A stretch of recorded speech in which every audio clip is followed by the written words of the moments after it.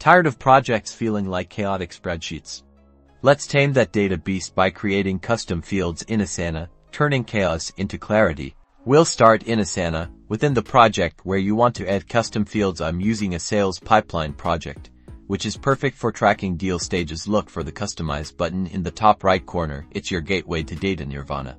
Click Customize, and then select Add Custom Field. A window pops up presenting the wonderful world of field types. You've got options galore. Text fields are freeform. Number fields are for numerical data like deal size.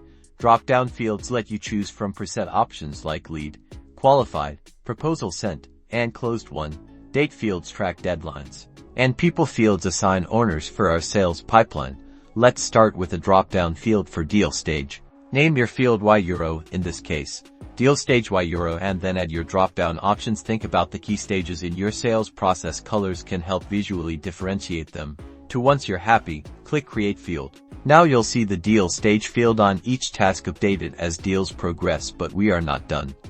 Let's add a second one to measure our sales. Click Customize, and then select Add Custom Field again. This time, select Number.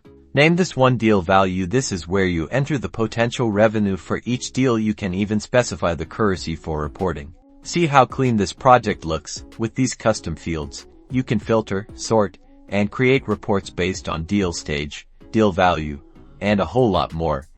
Making sales projection that much easier. Go forth and customize. Don't forget to like and subscribe for more Asana tips and tricks.